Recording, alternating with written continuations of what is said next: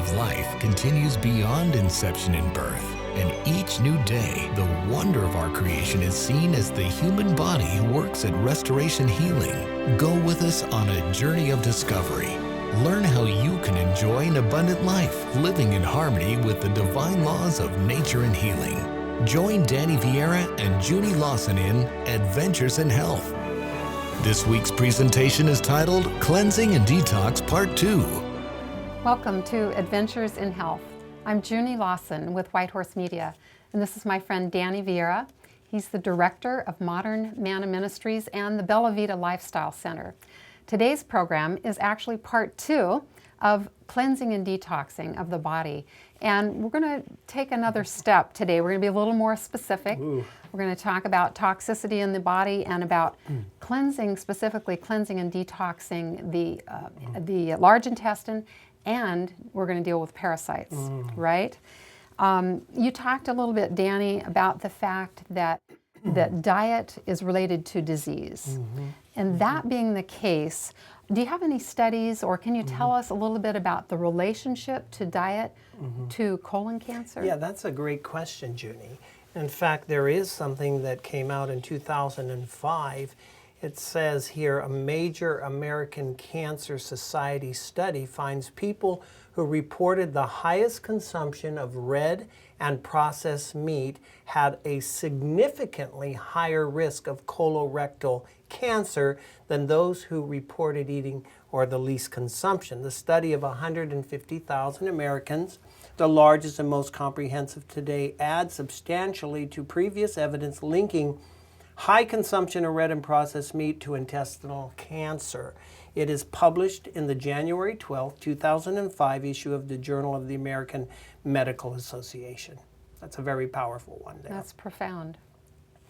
And, you know, there's another important thing that I need to say right now is that the National Digestive Disease Information Clearinghouse says normal bowel movements may be 3 times a day to 3 times a week. The natural medicine community argues that 3 bowel movements a day is ideal. We eat 3 times a day, and 3 bowel movements a day would make sense versus eating 21 meals a week and eliminating 3. That leaves 18 eliminations short. You know, and many times they ask me, well, look at a baby. You know, they breastfeed and then they have elimination. That's right. And the body, after you eat, you know, it triggers, the digestive system triggers the bowels to eliminate. And the healthiest is 30 minutes after a meal, you should feel like you need to evacuate and have a bowel movement. There's an article that I received from, you know, I said that I learned a lot from Dr. Richard Schultz, and one of his newsletters came out, and there was a question in there. It says, what causes all this bowel disease? And here's what he said. The vast majority of all colon disease and colon cancer is caused by constipation. It says the toxic waste in our colon, instead of being regularly eliminated once or more daily, just sits in our bellies for days. Then our own fecal matter starts to slowly poison us, infecting and rotting tissue, degenerating our bowel, causing inflammation, polyps, fissures, ulcers, tumors, cancer, and eventually killing us. But what causes this constipation? What causes this fecal matter to stay in our colon and not be eliminated? The answer is simple: the typical American lifestyle. So, Danny, what can we do? I mean, I know a lot of people will purchase laxatives and use those.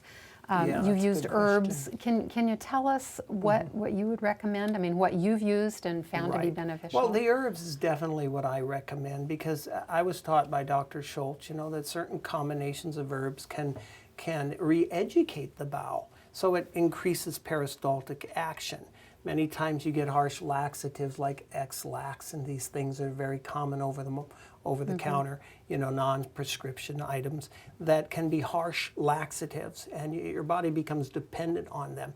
See, when you use the herbs, the body may begin to increase its elimination, and eventually you can discontinue the product because it's being re-educated and the muscle tone's improving. Oh, so you don't become dependent when you use these products. I've never seen dependency. And it actually helps improve the muscle tone. Oh, exactly. I like that. And regularity. I like that. And here's something else I want to say today is that the The best place to start in a healing program is with a foundation program, like we said, a cleansing, but specifically with the bowel. That's where it must begin, with bowel elimination. And I say to the listening audience out there, when you're taking herbal products that benefit you in this way, that you have these full, complete evacuations. And people sit on the toilet and they strain and they push and it's amazing because I'm thinking right now, and I have it here. Let me read you this. Okay. Among a group of people surveyed in the mid-1980s, straining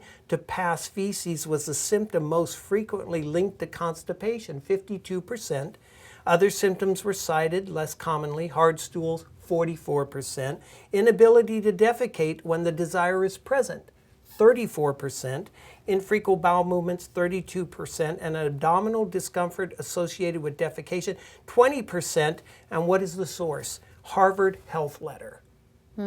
Okay, so people are suffering from this disease called constipation. So I hear you saying that when we go into the bathroom, we shouldn't need to have a stack of magazines there to read.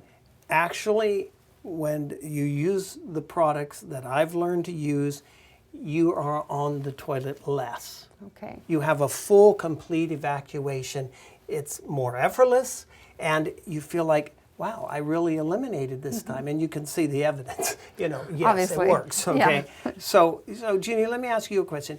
What were some high points of the symptoms that we had that were associated, that people realized they need to cleanse? What were some of those symptoms you read off last week? There are several. Of course, constipation is number one. If you're constipated, there's gas and bloating, poor digestion problems, which is all inclusive, and then we talk about foul-smelling stools for one. That's another indicator.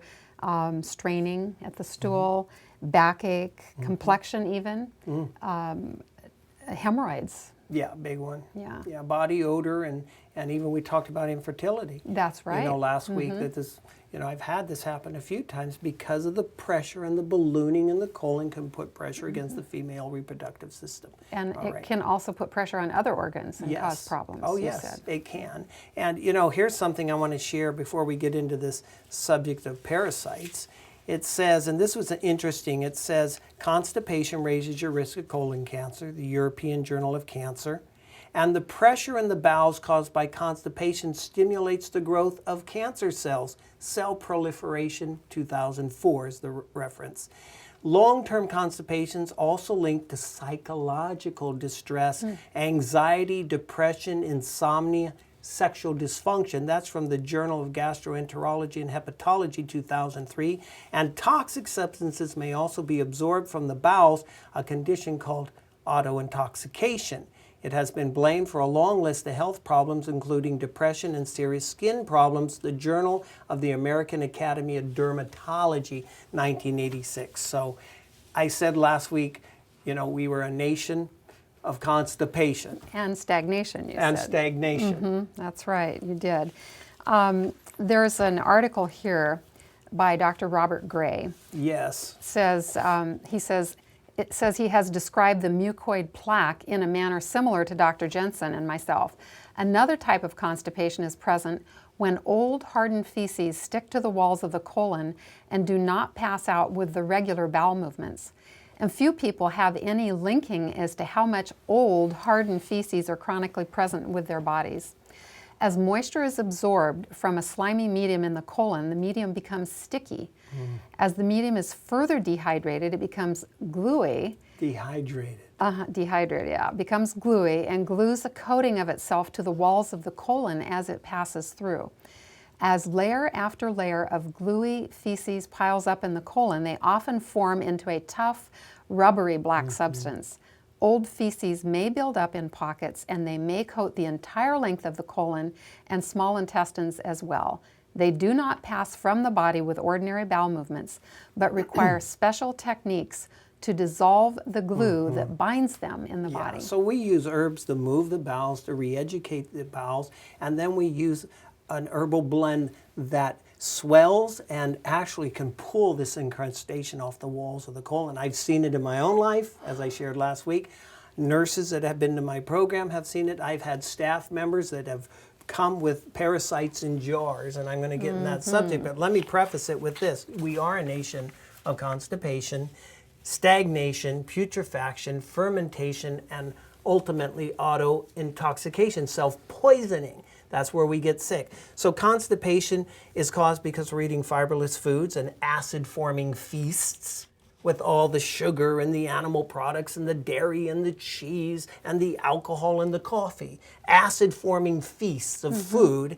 We are causing stagnation, which means it sits in your bellies for days. Putrefaction, the proteins break down and it causes odor and foul gas. Fermentation is when the carbohydrates and the sugars and the oils and the fats become rancid and they break down and ferment. And then auto-intoxication, our own fecal matter's poisoning us. Okay.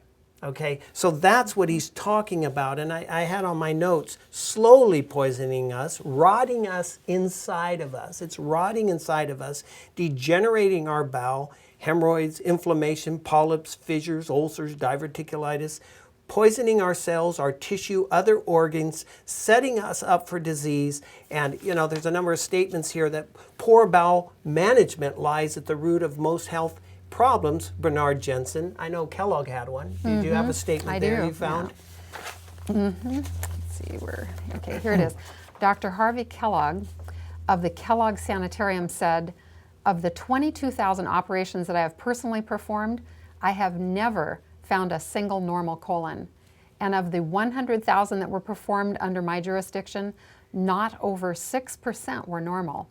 Dr. Kellogg said he knew of many cases in which operations were prevented by cleansing and revitalizing the bowel.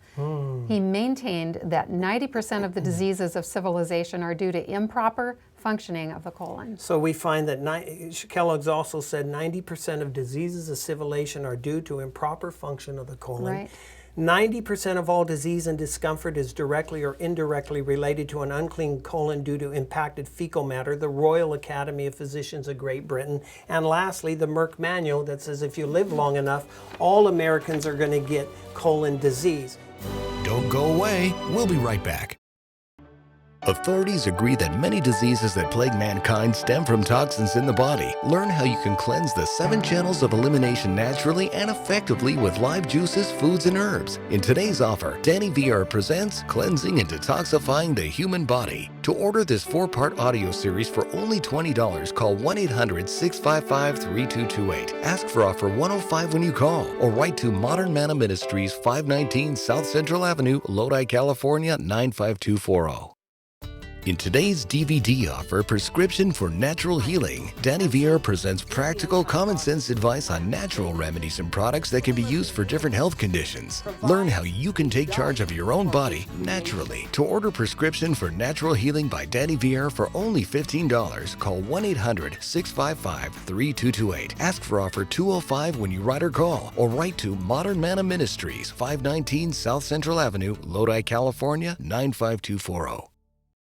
Now back to Adventures in Health. 90% of all disease and discomfort is directly or indirectly related to an unclean colon due to impacted fecal matter, the Royal Academy of Physicians of Great Britain. And lastly, the Merck Manual that says if you live long enough, all Americans are going to get colon disease. So we need to realize that when this impacting of the colon happens with this old hardened fecal matter, that even parasites bore into there and live in there. And that's the subject I want to get into now. From National Geographic. Had one of the most profound articles I ever found, and it was said, parasites looking for a free lunch. Oh. And in here, it's amazing what it says, and I'll begin with this broadfish tapeworm. It says it grows to 35 feet in length and can live in a person's intestines for 10 years. And the Japanese-looking characters are male and female sex organs, so if it breaks in half, guess what? It can grow back. 35 feet in length. 30? It can grow to? Yes. 35 feet. 35 feet. And it can live inside. Yes. Yeah. That's awful. That's awful. And then the eggs. There's questions about... Do they lay eggs? Yes, and how many people does it affect? Let me share you from this magazine. Okay. It says hookworms, like little leech-like vampires, affect or suck the blood of 1 billion people a year. Oh my word. 1/6 of the Earth population. It says, and kill perhaps 100,000. Blood-dwelling trematodes known as schistosomes infect 200 million people, sometimes causing severe diseases of the gastrointestinal tract, the bladder. 200 million people? And live. 200 million, 1 billion. And then it says roundworms can produce, well, here it is, the first one. Nearly 500 million people are infected with malaria. Each year, as many as 2 million die from the disease, mostly in tropical Africa. It says as far as the broadfish tapeworm, here it is. This is interesting. It says that these worms, with its head or scolex, it says that a tapeworm spends its entire adult life in the intestines, and the head, the scolex, has specialized structures, suckers, hooks, and spines to latch on the intestinal wall, and they can lay 1 million eggs in a day, and the roundworms can produce 200 eggs in a day. Do you want to do a colon cleanse? Yeah. Do you want to take some herbs that deal with parasites? Uh-huh. Yeah, that's why people come to Bella Vita, because they say, I don't want this in me. No, I don't want it in me either. Danny, how do people get parasites? I mean, how is it possible that in our country, for example, I mean, I know when you go to India or somewhere you might expect it. Well, it's from the food. It's from the animal food. It's from the fish, the raw fish, the sushi today. From animals that I think they lick parts of their body than they lick you. The cats walking in their boxes, even from the sand. Okay, it can bore through the bottom of your feet. So if certain you go parasites. barefoot the outside, water, in the water. yeah, the water, barefoot outside, and there's another sighting here from the Center of Disease Control that I found off the internet that I want to show you right here. Listen to this. This is amazing. Eggs are passed in the stool, and under favorable conditions, larvae hatch in 1 to 2 days. Now, how often are Americans having a bowel movement? Maybe 3 a week. So 1 in 2 days, the eggs are hatching. You get the correlation here? The relation, it says, of the larvae grow in the feces in the soil. After 5 to 10 days, they become third stage larvae that are infective.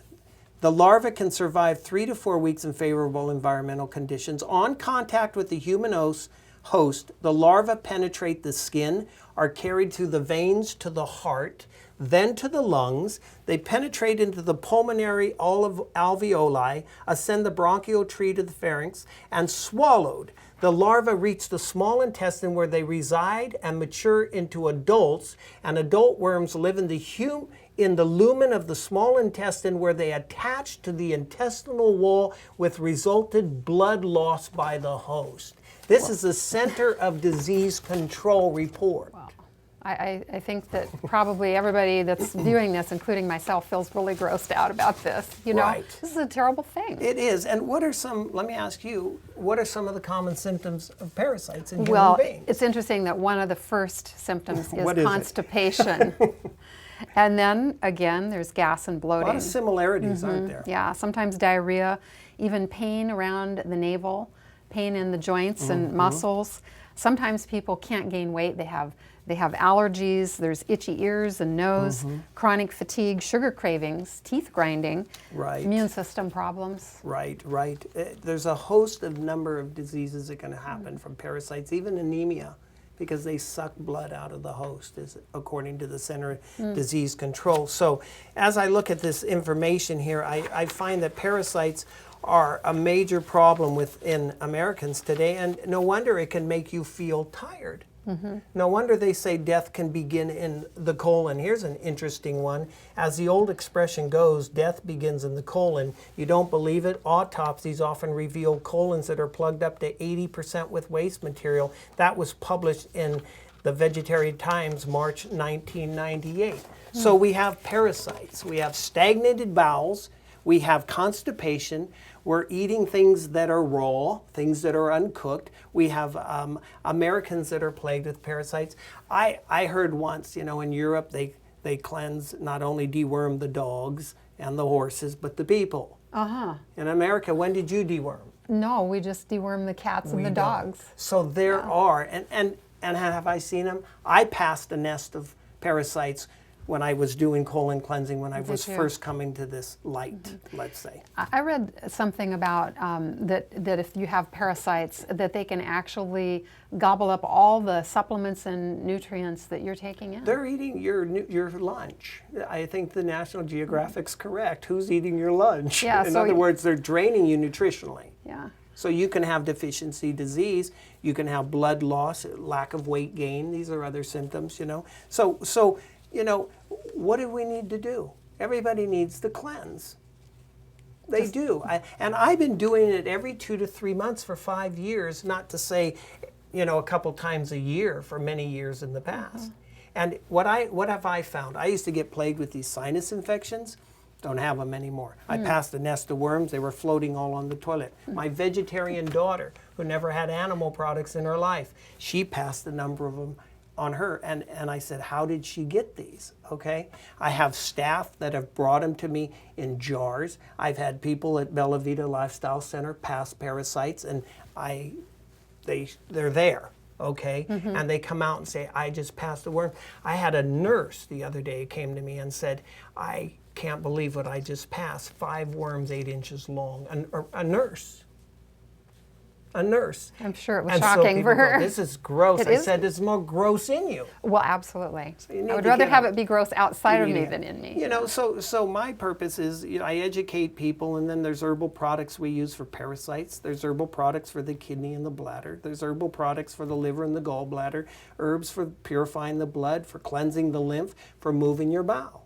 And that's what we try to do when they come to our place. We educate them and we do a cleansing on them. Danny, would you first cleanse the colon and then do the parasite cleanse? Do you do them together or what? You know, I often say that the parasite products work very well. The liver products work very well. The colon products work well, and all will have benefit by themselves. But when you use them simultaneously, it's like the miracles happen. Oh, okay. That's where I got testimonies, and that I'm sending some of these out on the internet of the incredible things. I've had abnormal pap smears come back normal in 10 days, abnormal kidney panels or come back normal in 10 days. I've seen liver panels come back normal in 10 days. I've seen all kinds of things happen within people's lives. If you do all these cleanses at once, you know, that you're just mentioning, would you, I mean, other than maybe passing parasites and a lot of stuff you don't want in you, should you expect negative side effects? Sometimes you get what's called a healing reaction or a healing crisis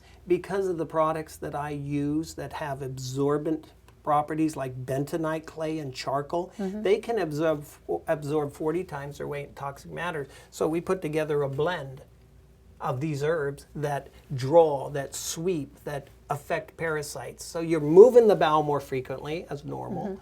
You're sucking the poisons out of there. You're killing the parasites. You're cleansing and regenerating the liver. You're cleansing and regenerating the kidneys.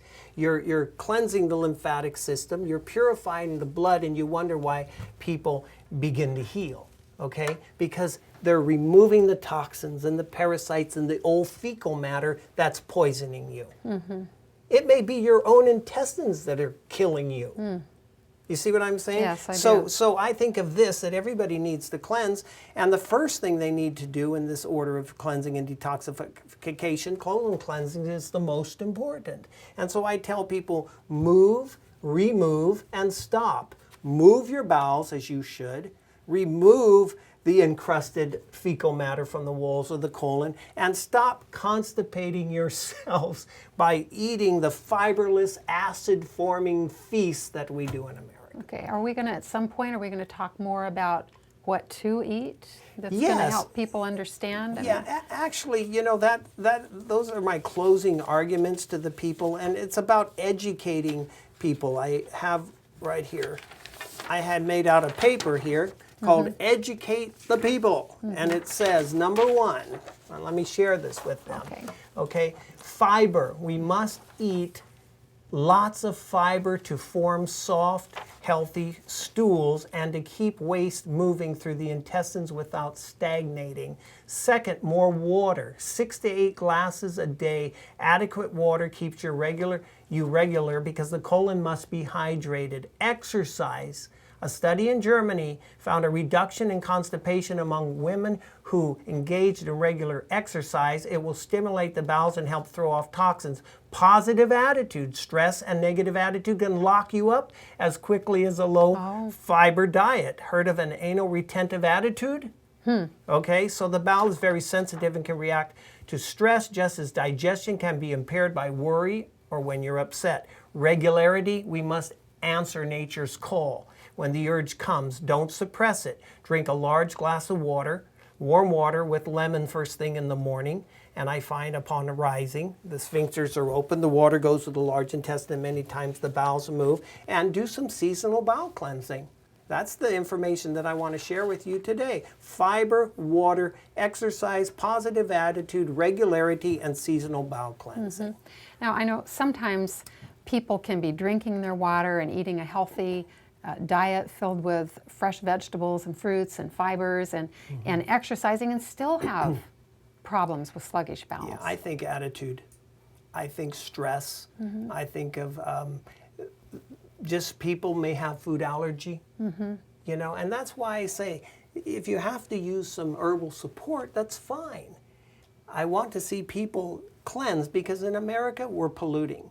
We're not cleansing. And again, as we talked about parasites, that could be part of the problem too. If you're doing all these other right things and you're still not moving. Right. So even the children.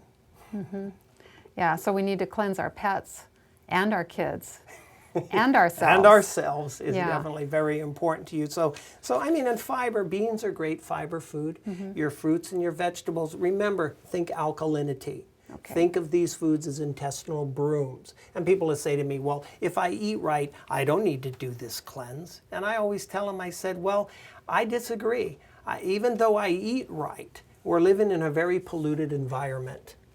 You know, the air we breathe, the toxins, the chemicals on the soil, you know, the stressful attitudes, you know, and I find that so many people today, Junie, they are constipated. Yes, a lot of people are. I talk to people that are too. You know, I just want to say, you know, as we close this program, that parasites to me it's just a terrible thought. You know, but like you said earlier, I'd rather have them outside of me than inside of me. And I know the many people that I've talked to personally that have struggled with constipation issues, and we're beginning to realize, Danny, with your help and the things you're sharing with us, how critical it is for us to have to not be constipated. Right. And watch the things that clear up. You'll be amazed. That's right, how many things clear up. And Danny said that at the Bella Vita Lifestyle Center, he sees people's complexions and countenance what clear needs up. to heal, heals. I like that statement. So I hope that you'll join us again next week when we'll be talking about the topic of juicing and live foods.